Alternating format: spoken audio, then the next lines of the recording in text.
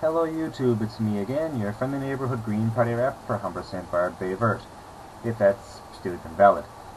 It's been about 2 weeks since my last video. It's been a busy time for me. I got a new job with the Greater Cornerbrook Board of Trade, which is exciting.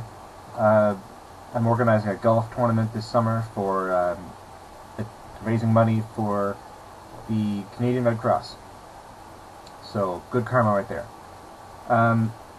I've been writing my book pretty fiendishly, my 7th novel, Interdiction. I'm writing chapter 20, probably on Sunday. And that'll be good too. I'm on page 270 or 260 so far.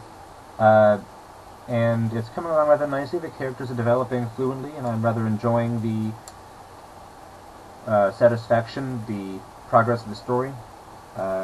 I'm still burned out, I'm still tired, so I can't really enjoy it as much as I'd like. I have to appreciate the story vicariously through my critique partners and my editors and things. But that isn't why I'm making the video. In the effort to distract myself, the effort to keep myself from getting too burned out and too tired, I've been picking with the Ecovillage a little bit more, toying with new ideas, new strategies, and that sort of thing.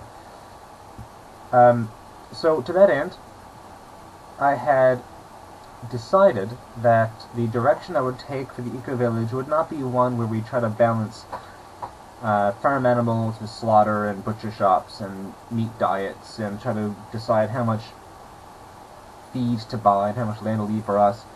Instead, I'm opting to go with a completely vegan diet. Though not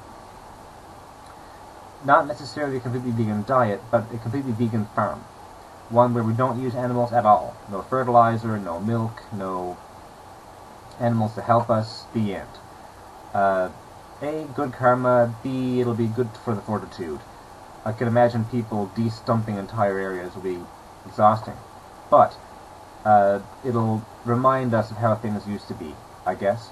More pagan-y that way. So, I've been studying the principles of organic vegan farming, and I figured out a method that might work to our favor. It'll be tricky trying to get the actual food groups and decide which ones will grow in our Zone 5, Zone 6 area, but that remains to be seen. So in a nutshell, we'll break up the property into 7 chunks, 7 regions. Break up the farm component of the property into 7 regions. There will be the sound barrier in the front, and the sound barrier in the back of the property, the mile-long property. There'll be a township where we'll have 5, 6, 7, 8 houses, a couple of workshop, shed-type things. The community will be there. And then the rest of the farm will follow that. According to a really informative article, where are we? On veganorganic.net, I watched a really good video on Lane Tallhurst. He's a British English organic farmer who's been doing it for 30 years. And it was a really informative video. I rather enjoyed it. And what he taught me was that using these 7 different stages, a 7-year crop rotation, you can produce really solid results. He only had 17 acres. And according to his results, he said that he provided 400 families with 75% of their dietary requirements as seen from vegetables over the course of the harvest season. Don't know if you can really pull that off on 17 acres, but that's okay. I don't care if he is in England. So, even if I pull off enough to feed my 30 people, phenomenal, it's all I'm really expecting. Especially since he uses farm equipment and I won't. So, without further ado, every 7 years, each plot on the farm will go fallow. Just cover it over with grass and let it do its thing. Cover it with mulch and let it grow. And then it'll have the full 12 or probably 18 months, having a winter rotation, to just be on its own and let it rest, recover moisture and whatever. We'll trim that down, probably with manual push mowers, the rotary blades and the wheels on the sides, in order for it to mulch a little better. And that'll be the first stage. Stage 2, and the second block of land, will be legumes, or however the hell it's pronounced, like alfalfa, clover, peas, beans, lentils, lupins, mesquite, carob, soy, peanuts, and so on. And whatever of those in the same family of legumes that we can grow in that plot, but only legumes, and only for one season, 1 year. And between seasons, we're going to cover it over with clover, alfalfa, and grasses, and just that, and not harvest it. That's the fallow period. So in that case, that becomes a fallow, and everything else shifts up one. The third season, the third block, will be solanum, which is potatoes, tomatoes, eggplants, etc. And each of these different crops has to be in this particular order as described by Liam, because they require different levels of nutrients, different types of predators, and that sort of thing. And I can really use what he taught really, really effectively. So I think this is working pretty well. The fourth stage is the brassica family. Kale, collard greens, cauliflower, broccoli, brocco flower, cabbage, Brussels sprouts, kohlrabi, mustard, spinach, turnip, rutabaga, and that sort of thing. Tube-type plants. Number 5 is the allium family.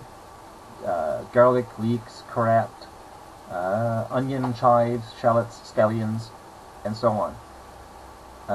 Number 6 is the Apiaceae family, which are angelica, anise, aracacha, asafoetida, caraway, carrots, celery, Silentella asiatica, chervil, Sicily, coriander, and cilantro, I'll get into it eventually, cumin, dill, fennel, hemlock, lovage, Queen Anne's lace, parsley, parsnip, sea holly, and whatever could possibly be left. Thank you, Wikipedia, by the way. And number 7 is the Cucurbitaceae family and maize in the same area. Cucumbers, squashes, pumpkins, loofahs, melons, watermelons, corn, sweet corn, etc. So, as far as I can tell, that's a pretty solid diet, if we were to pull off all these things at once, which they would all go off at once, with 7 different lots. 1 fallow and the other 6. And then 7 becomes 1, 1 becomes 2, and so forth, and it just marches on in ascension. And every 7, 8 years, the first crop will return to grasses. I'm sure you all understand. So, what I thought of, because of the unique nature of the property, is if we had the entire farm be its mile-long length, almost a mile long, and as we needed more crop space for lot number 1, we'd simply dig or out of the forest away from the road, so you'll always walk the same distance to the same lot, and it'll always be in the same place, even though the crops in the lot will move and rotate. But that way we only need to clear what we're going to use, and if we are running low on a particular vegetable, we can clear off more trees, dig 10 feet farther back, or what have you. Anyway, 9 minutes, so that's the idea so far. The new topic, the new tangent for the farming will be vegan. It's a good idea, but I don't know how easy it'll be, depending on what will grow in our area and what we can have the education to grow ourselves for diet. I'm guessing most of the nuts we'll be having, aside from peanuts and soy, by way of protein, will be in the legume family, so we might be okay for that. And there are things that require supplements, and like vitamin B12 is hard to get, that sort of thing. So, that being said, as you may have all noticed, my hair is growing back rather quickly. I'm getting a lot of comments on that.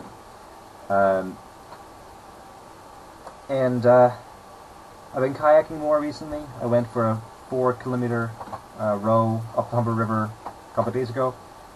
If the weather would improve, I might actually get it again in the near future. Either way, that's my rant, that's my update. So hopefully I'll see you again before the next few weeks.